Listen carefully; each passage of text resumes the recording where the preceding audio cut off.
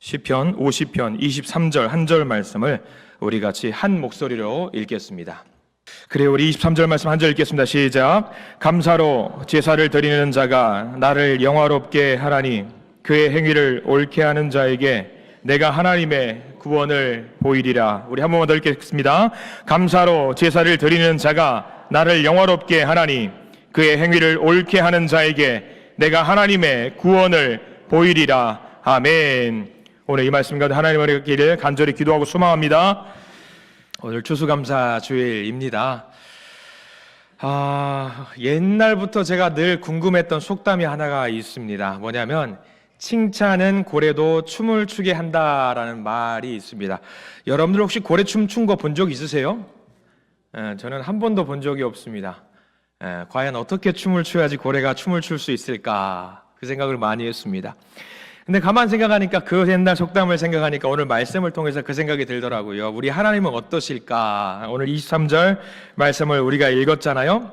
다시 한번 23절 말씀을 천천히 읽어볼까요? 감사로 제사를 드리는 자가 나를 영화롭게 하나니 그의 행위를 옳게 하는 자에게 내가 하나님의 구원을 보이리라. 감사하는 마음으로 하나님께 예배를 드리는 자는 하나님을 영화롭게 한다. 쉽게 말하면 하나님을 향해 예배를 드리고 하나님을 칭찬하고 하나님을 높여드리면 누가 기분이 좋아진다라는 이야기죠. 우리 하나님께서 기분이 너무 좋아지신다라는 그런 이야기입니다. 행복해 하신다라는 이야기입니다. 칭찬은 고래도 춤을 추게 한다. 아마 그 말인 것 같아요. 우리가 하나님을 높여드리면 하나님이 너무 기뻐하신다. 하나님도 춤추게 만들 수 있다. 우리가 뭐 할 때? 예배를 드릴 때, 우리가 하나님께 감사를 드릴 때 하나님을 기쁘게 만들 수 있다라는 이야기입니다. 우리가 예배를 드리는 목적입니다. 하나님을 기쁘시게 하기 위해서 우리가 예배를 드리는 겁니다. 그래서 우리 사랑하는 믿음의 한신 성도님들 진심으로 전심으로 주님을 찬양하고 전심을 다해서 하나님께 예배 드리시기를 간절히 축원합니다. 그 예배를 받으시고 넘치도록 기뻐하시는 하나님을 느끼시고 또 누리시기를 간절히 축원합니다. 오늘 말씀은 사실 시편 50편 끝절에 있는 23절 말씀이 핵심 본문이겠지만 사실 내용의 전개는 누가복음을 좀 보려고 합니다. 누가복음 17장 말씀을 보려고 하는데요. 누가복음 17장에는 10명의 나병 환자 이야기가 있습니다. 저도 사실 그 본문을 딱 보면서 그 본문이 가장 적절한 본문인 것 같다라는 생각이 들어서 그 내용을 좀 많이 이야기하려고 해요. 10명의 나병 환자, 문둥병자, 전염병이기 때문에 격리 수용을 해야 합니다. 공동체로부터 버림을 받았어요. 가족으로부터 버림을 받았습니다. 따로 살아갑니다. 시간이 지나면 이 사람들은 결국 죽을 수밖에 없어요.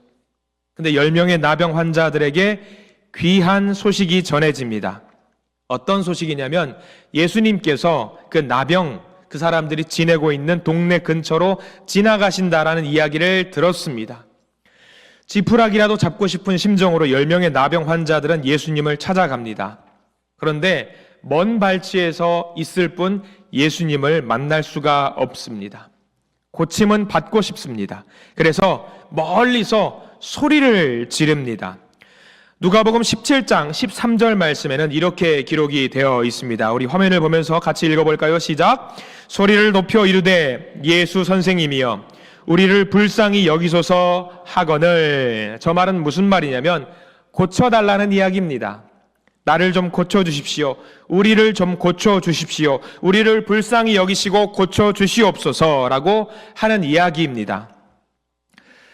이 소리를 듣고 예수님께서 반응을 바로 하십니다. 누가복음 17장 14절 상반절에 이렇게 기록이 되어 있습니다. 함께 읽습니다. 보시고 이르시되 가서 제사장들에게 너희 몸을 보이라 했더니. 제사장들에게 몸을 보인다라는 것은 어떤 경우인지 여러분들 아시겠습니까? 내 몸이 깨끗하게 고침을 받았기 때문에 제사장께서 공증을 서주십시오. 깨끗하게 나음을 받았고 이제는 일상으로 돌아가도 된다라는 것을 공증 서주십시오라는 이야기입니다. 고침을 받았어요? 안 받았어요? 지금 이 사람들은, 나병 환자들은 고침을 받지 않았습니다. 근데 예수님께서 뭐라고 말씀하시냐면 너희들 지금 당장 제사장들에게 가서 너희들의 몸을 보여줘라 라는 것을 예수님께서 명령하고 있습니다. 달라진 게 없어요. 고침받은 것도 아닙니다. 다만 그들은 예수님께 지시를 받은 것뿐입니다. 당황스러워요. 저게 무슨 말씀이실까? 뭐 달라진 게 있어야지 우리가 제사장들에게 가서 우리가 나았다라는 것을 보여줄 텐데, 이런 식으로 우리가 10명이 단체로 제사장들에게 가면 제사장은 뭐라고 당장 이야기하냐면 썩 꺼지라고 이야기를 하겠지요. 왜냐하면 나병은 이 당시에 가장 큰 죄인이기 때문에 그 병에 걸렸다라는 것을 종교적으로 인정하고 있는 바거든요. 중요한 것은요, 그들이 당황스러운 지시와 명령을 받았다라고 할지라도 이 순간만큼은 예수님의 말씀에 순종을 했다라는 사실입니다. 그래, 예수님께서 그동안의 수많은 기적을 통해서 심지어 죽은 사람들도 살리셨다라는 것을 우리가 들었지 않은가? 뭐라도 우리에게 해 주실 것을 믿고 우리 함께 순종합시다. 귀한 믿음을 갖고 있습니다. 어떤 고침을 받은 것도 아니지만 그 말씀을 의지하고 신뢰했습니다. 순종했습니다. 그래서 누가복음 17장 14절 하반절에는 뭐라고 기록이 되어 있는지 보자면 이렇게 기록이 되어 있습니다. 같이 읽어볼까요? 그들이 가다가 깨끗함을 받은지라. 아멘. 그들이 가다가 깨끗함을 받은지라.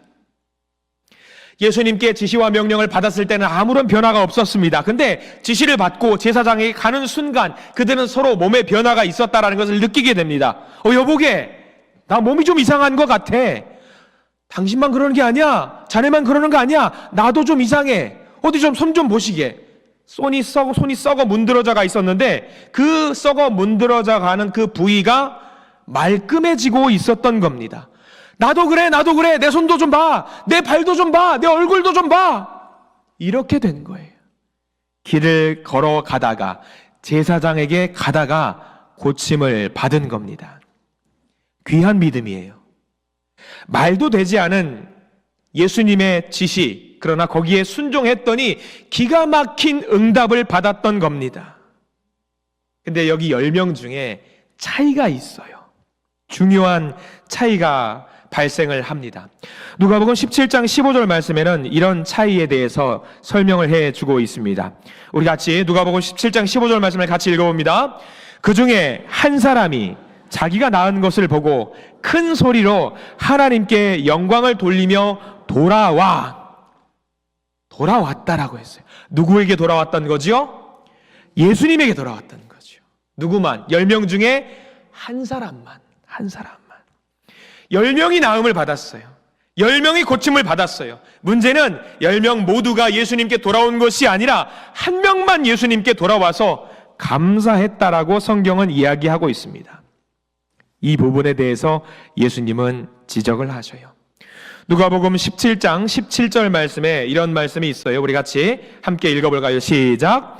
예수께서 대답하여 이르시되 10사람이 다 깨끗함을 받지 아니하였느냐? 그 9은 어디 있느냐?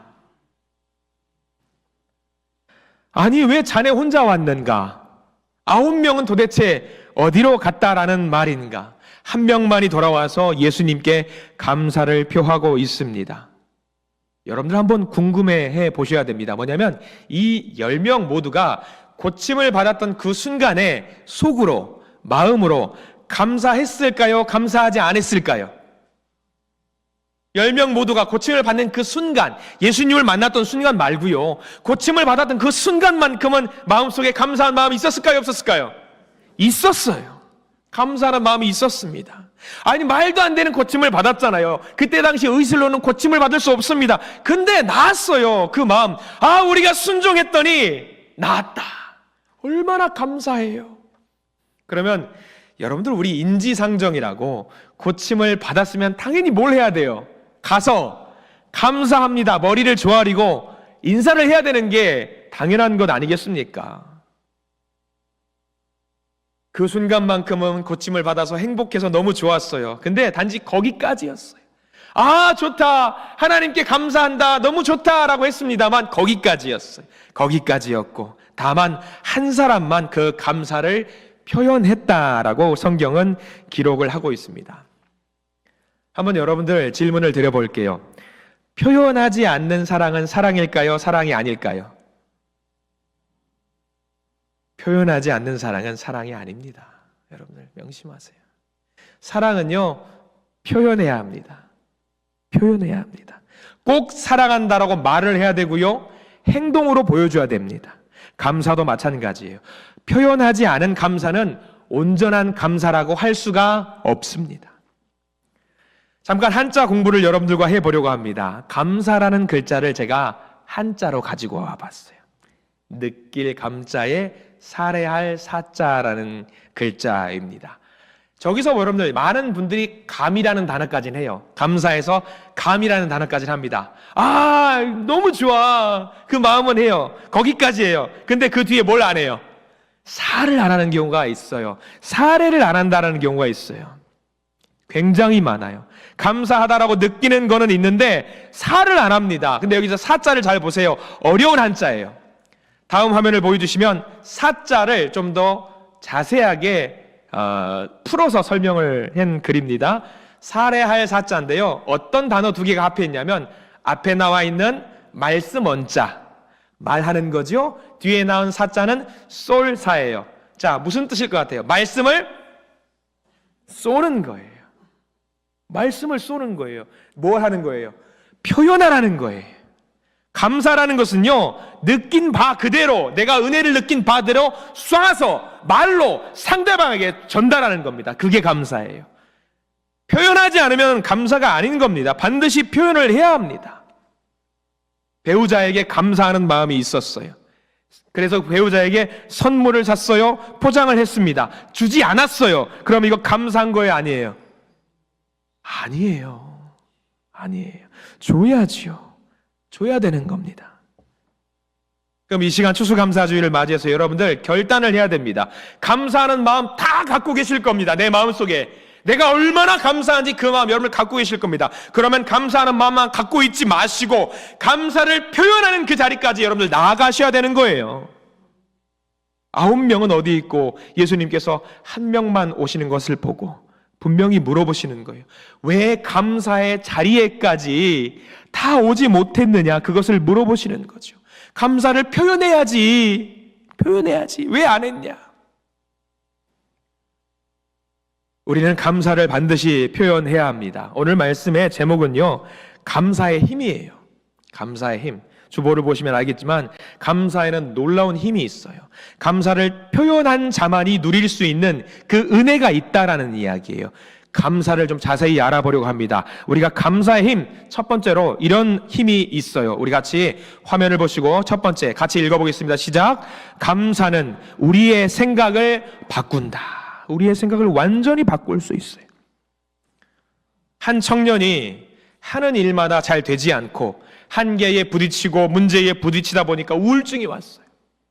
너무 힘들어요. 그래서 목사님을 찾아가서 고백을 합니다. 목사님, 저 너무 힘들어요. 아무것도 하고 싶지 않습니다. 괴롭습니다. 그랬더니 목사님이 그렇게 말씀을 하셔요. 조그마한 공책을 주면서 자네에게 숙제를 주겠네.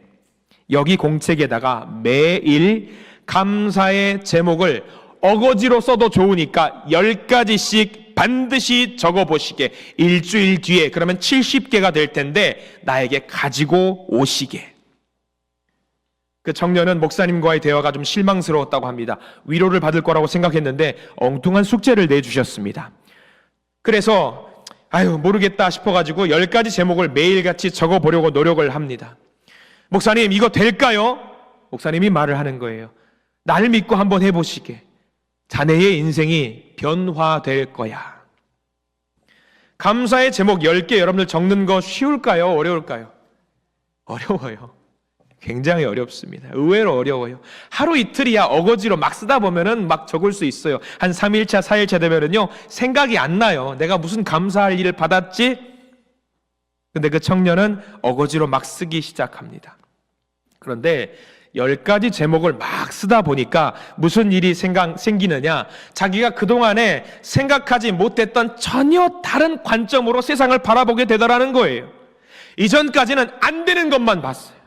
문제가 있었던 것만 봤어요. 힘든 것들만 바라봤고요, 어려운 것들만 바라봤어요. 근데 이제는 그거를 보는 것이 아니라 다른 관점으로 일부러 나의 관점을 어거지로 돌려야 돼요. 감사의 제목을 찾아야 됩니다. 막 적다 보니까 내가 이게 감사할 수도 있구나. 이것도 감사하네? 이것도 감사하네? 이런 제목들이 만들어지는 거예요. 스스로 신기해요. 감사할 제목이 나에게도 있었구나. 그것을 알게 되는 거죠. 신기한 경험이었습니다. 그 청년이 막 쓰면서 깨달았어요. 뭐냐면 감사의 제목들은 내 안에서는 찾아질 수가 없었던 거예요. 감사의 제목은 다 어디 있었냐면 자기 밖에 있었어요. 외부에 있었어요. 내가 똑똑하고 내가 능력 있는 사람은 감사 못합니다. 자기 자신에게 뭘 감사해요? 그러나 그것이 외부에 있다는 것을 아는 순간은 감사의 제목이 막 나와요. 보실래요? 오늘 우리가 예배당에 왔습니다. 감사해요? 감사 안 해요? 감사해요. 걸을 수 있음에 감사합니까? 감사하지 못하십니까? 내가 오늘 날씨 요즘 너무 좋아요. 공기가 너무 맑더라고요. 맑은 공기를 마실 수 있음에 감사하세요? 감사하지 못하세요? 저는 이게 어제 좀 울 뻔한 적이 있어요. 어제 우리 교회는 환경 미화 작업을, 교회를 청소하는 작업을 했어요. 많은 분들이 오셔서 많이 몸도 불편하시고 어렵지만 그 일을 할 수 있음에 감사하는 마음으로 웃으면서 그 일을 하심에 너무 좋았고 감사했고 고마웠습니다.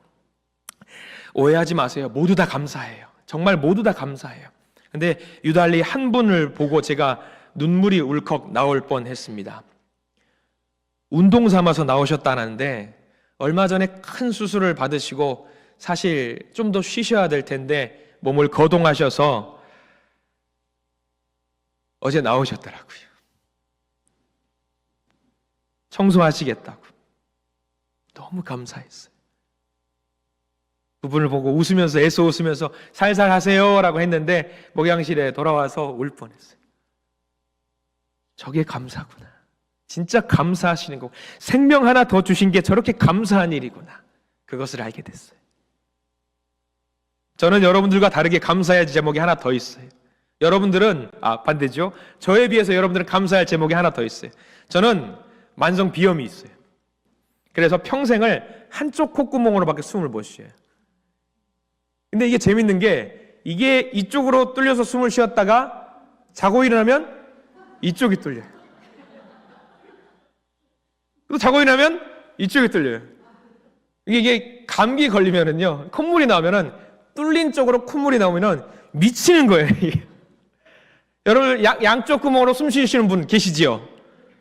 저는 그게 부러워요, 사실. 여러분 그것도 감사의 제목입니다. 양쪽 콧구멍으로 숨 쉬는 거 감사의 제목이에요. 병원에 갔더니 수술해야 된대요. 뚫어버려야 된대요. 여러분 신선한 음식을 먹을 수 있음에 감사, 자녀들을 선물로 주심에 감사, 부모님과 대화할 수 있음에 감사. 제가 말씀드린 제목 중에 내 힘으로 된 거 혹시 있습니까? 하나도 없어요. 다 바깥에 있는 겁니다. 내가 할 수 있는 게 없어요. 다 하나님이 주신 거더라고요. 다 하나님이 주셨어요. 그러면 감사해야 돼요. 표현해야 됩니다. 그게 감사입니다. 그렇게 감사를 자주 하는 사람들은요, 하나님과 자동으로 가까이 할 수밖에 없어요. 감사하면 하나님 생각할 수밖에 없잖아요. 하나님과 친밀하게 되고 그 하나님을 닮아가게 되어 있습니다. 이렇게 감사를 표현하면은요, 우리를 변화시켜요. 우리의 생각을 바꾸는 그 감사를 늘 표현하시기를 축원합니다. 하나 더입니다. 두 번째 주제입니다. 한번 같이 한번 읽어볼까요? 두 번째 주제 함께 읽습니다. 시작. 감사는 우리의 행동을 바꾼다. 우리의 행동을 바꿔요. 예전에 제가 운전을 하면서 인생의 첫 번째 차가 저 차는 티코였습니다. 티코를 타고 가다가 제가 가해자가 된 적이 있어요. 운전을 하다가 굉장히 차가 붐비는 비가 오는 날 정체가 심했어요. 운전을 하다가 잠깐 딴 생각을 했는지 아주 그냥 서행을 하다가 앞차에 정말 꽁 했어요. 진짜 꽁 했어요. 쾅 아니라 꽁 해서 앞차가 뽀뽀를 했어요. 그래도 충격이 있을 거 아닙니까? 정체 구간이라 잠깐 옆에 차를 대지도 못하고 서가지고 몇 초 사이에 많은 생각을 했습니다. 앞에 있는 분이 깍두기면 어떡하지? 앞에 있는 분이 혹시 어르신인데 뒷목 잡고 나오시면 어떡하지? 병원 가시겠다고 하시면 어떡하지? 아유, 그래 보내드려야지. 여러 고민을 했습니다. 아니나 다를까 앞에서 내리시는데 나이 지긋하신 어르신이 내리시는 겁니다. 그분이 내리시면서 굉장히 인자한 표정을 지으시면서 그 접촉 부위를 보시고 제게 말씀을 하셔요. 제가 20대 중반이었으니까.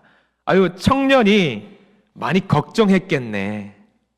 나는 괜찮으니까 큰 문제 없으면 그냥 우리 서로 갑시다. 너무 감사했어요. 근데 아무리 생각해도 그렇게 하면 안 될 것 같은 거예요. 어르신, 그래도 차 고치셔야죠. 수리를 받으셔야죠. 이 차가 그래도 어르신의 중요한 발이 될 텐데 고치셔야죠. 아이, 무슨 말씀이야? 자네도 봐서 알겠지만 이 차는 폐차 직전이야. 무슨 수리를 받아? 나도 괜찮으니까 서로 갑시다. 아유, 어르신, 그게 아닌데. 아유, 안녕. 한 가지만 내가 당부의 이야기를 함세. 예, 어르신 말씀하십시오. 드디어 나왔구나. 본격적인 이야기를 하시겠구나. 내가 청년 자네에게 부탁을 하나 합시다. 비슷한 상황의 청년이 피해자가 되거들랑 내가 했던 대로 가해자를 한 번만 봐줘요. 그럼 퉁치는 걸로 합시다. 저는 살면서 그런 분을 만난 게 처음이었어요. 감사합니다. 감사합니다. 감사합니다. 연신 계속 인사를 하고 헤어졌습니다. 그러다가 제가 사고를 당했습니다. 비슷한 상황의 사고를 정말 당했습니다. 근데 사고를 당해보니까 여러분 어떤 마음이 드는 줄 아세요? 손이 자동적으로 어디로 가는 줄 알아요? 뒷목으로 가요. 안 아파요. 안 아픈데 뒷목으로 가요, 이게. 오만 생각을 했죠. 나 이거 진짜 오만 생각을 합니다. 근데 뒤에서 한 여성 운전자가 되게 미안한 마음으로 오는 거예요. 보니까 굉장한 미인이에요. 오해하지 마세요. 20년도 더 된 일입니다. 오해하지 마세요. 이상한 생각하지 마세요. 근데 내리는 그 순간 그 어르신의 얼굴이 문득 떠오르는 거예요. 내가 뒷목 잡고 내리면 그분에 대한 의리를 내가 저버리는 거다. 그래서 저도 내려서 다친 부위를 봤어요. 정말 별 문제 없었어요. 티코 고쳐봤자 깡통인데 뭐가 되겠어요, 그게. 그래서 그분에게 그냥 가시라고. 그리고 가면서 잠깐 할 말이 있다고.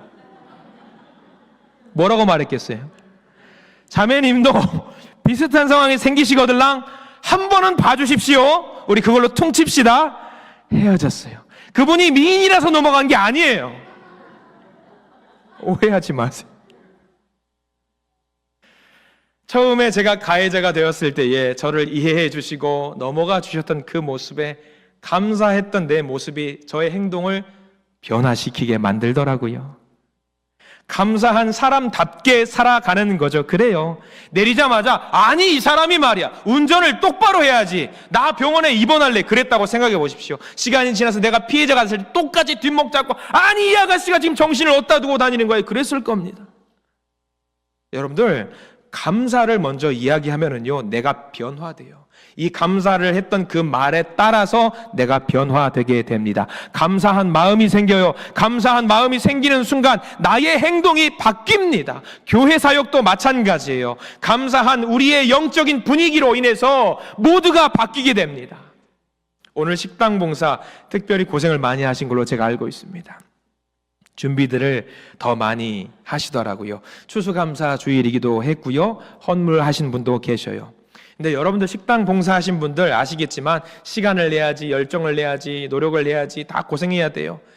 뜨거운 요리를 할 때 불과 씨름을 해야 되고요. 바빠요. 정해진 시간에 다 해야 되니까 정신도 없고 건강도 막 상할 수도 있을 것 같아요. 굉장히 예민한 상태에서 작업을 해야 되는 경우도 있습니다. 그러다가 누가 실수라도 하게 되면 어때요? 목소리가 올라갈 수밖에 없어요.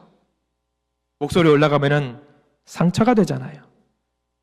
그럴 때 우리에게 필요한 게 뭐냐면요, 감사예요. 감사. 어떤 분이, 권사님이 긴장된 상황 속에서, 그 어려운 상황 속에서 이런 말을 했답니다. 오늘 이렇게 날씨도 좋고 기분도 좋고 힘들지만 우리 좋은 구역 식구들이랑 함께 식사를 준비할 수 있으니까 하나님께 너무 감사하네요. 이 고백을 들으니까 다른 권사님도 나도 감사해요. 나도 오늘 주방 봉사할 때 권사님이랑 같이 하니까 너무 좋아요. 우리 권사님이 하니까 너무 행복해요. 우리 권사님이랑 식당 봉사하니까 너무 감사하니까 매주 했으면 좋겠네요. 왜 아멘을 안 하십니까? 그래요. 식당 봉사가 이렇게 하면은요, 행복하게 마무리될 수 있는 거예요. 어떤 일을 시작하고 마무리할 때 반드시 여러분들 감사의 기도로 마무리하시기 바랍니다. 그러면 그 일은요, 뭐만 남아요? 감사했던 기억만 내 머릿속에 남게 되는 거예요. 힘들고 어려웠던 기억도 있을 겁니다만 그 감사로 말미암아 우리의 모든 것이 다 좋게 바뀔 수 있어요. 감사로 마무리해야지 됩니다. 다시 할 수 있는 힘이 생깁니다. 예배도 마찬가지예요. 감사로 마무리가 되어야 합니다. 감사. 오늘 광고 시간에도 잠깐 말씀을 드릴 겁니다만 우리는 예배를 마치면서 감사를 기억하기 위해서 교회에서 작은 이벤트를 준비한 것 같아요. 감사를 들고 가시라고 화면을 한번 띄워주시겠습니까? 저거를 가지고 가셔야 돼요. 저게 뭔지 아세요? 열어보시면 아시겠네요. 저거를 분해해 봤습니다. 안에 뭐가 들어있냐면 다음 화면 보여주십시오. 감사를 들고 가십시오. 저거 아직도 이해가 안 되시는 분 계세요? 단감의 감, 사과의 사. 그래서 감사를 들고 가십시오. 그래서 감사만 기억하는 복된 예배, 복된 은혜의 시간 되기를 소망합니다. 없는 감사도 끄집어내세요. 그리고 서로 더 감사하시고 서로 감사하세요. 감사는 우리의 행동을 바뀌게 만듭니다. 마지막 세 번째 내용입니다. 오늘은 이제 누가복음 말씀으로 가야 되는데 같이 읽어볼까요? 3번입니다. 시작. 감사는 더 큰 감사를 불러온다. 아멘. 감사는요, 감사로 끝나지 않아요. 마중물이 뭔지 아시죠? 옛날 시골에 펌프로 물을 푸던 시절에는 옆에 바가지에 항상 물이 있었어요. 그래서 물을 거기다 넣어가지고 뿌셔 하면은 거기서 물이 이제 올라오는 거지요. 감사라고 하는 것은요, 마중물과 똑같아요. 감사라는 것은. 누가복음 17장 말씀, 성경 말씀으로 돌아가려고 합니다. 9명은 어디 있느냐? 예수님이 질책하시고 물으셨습니다. 혹시 예수님께서 질책하시면서 저 배은망덕한 녀석들 병을 고쳐줬더니 감사의 인사도 안 하고 이러셨을까요? 아니에요. 전혀 아니에요. 예수님은 그들을 꾸짖고 나무라신 것이 아니에요. 사실 예수님께서는 그 10명 모두를 위해서 더 크고 좋은 것을 준비하고 계셨습니다. 근데 그들이 돌아오지 않아요. 준비한 게 더 있는데, 더 줄 게 있는데, 이거를 가져갔으면 좋겠는데 9명이 오지 않으니까 9명에게 줄 수가 없는 거예요. 근데 누구만 줬어요? 한 명만 줬어요. 예수님이 더 준비한 게 있어요. 그 준비한 거를 한 명만 받아갔다라는 말이지요. 여러분들 성경책을 보십시오. 누가복음 17장 17절, 18, 19절 말씀인데 한번 이 말씀은 꼭 한번 찾아봤으면 좋겠어요. 누가복음이고요. 17장 17절, 18절, 19절 말씀입니다. 혹시라도 여러분들 성경책에 밑줄이 그어져 있는 분들은요, 감사한 거고요. 안 그어져 있다면 반드시 밑줄을 그어두시기 바랍니다. 누가복음 17장 17절, 18절, 19절 세 절 말씀을 우리 성경책을 보시고 같이 한 목소리로 읽겠습니다. 같이 읽습니다. 시작. 예수께서 대답하여 이르시되 10사람이 다 깨끗함을 받지 아니하였느냐? 그 9은 어디 있느냐?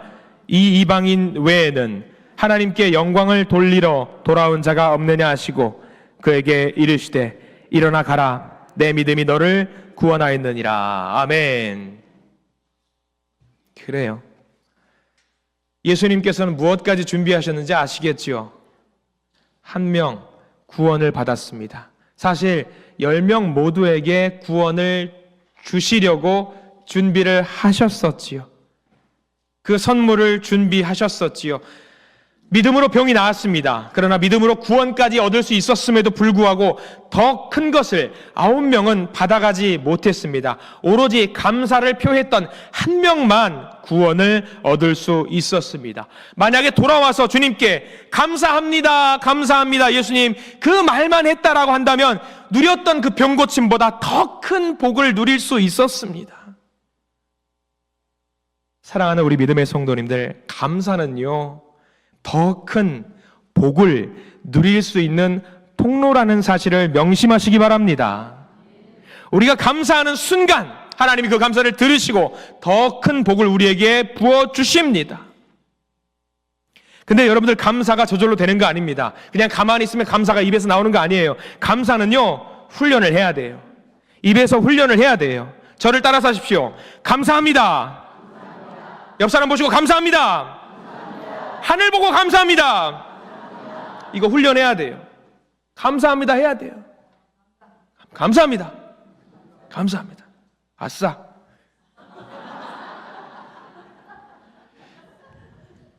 우리는 가만히 있으면요 부정적인 이야기만 많이 하는 경향이 있어요. 사람들 다 그래요. 근데 일부러 훈련을 해야 돼요. 내가 의지를 갖고 감사합니다, 감사합니다, 감사합니다. 노력해야 됩니다. 오늘 말씀을 마무리할 때 찬송을 하나 부르려고 했어요. 사실 찬송가 429장을 좀 부르려고 했습니다. 화면에 아마 429장 악보가 좀 준비되어 있는데 가사가 좀 보이시나요? 예. 1절 한 절만 좀 보려고 해요. 부르려고 그러는 게 아니라.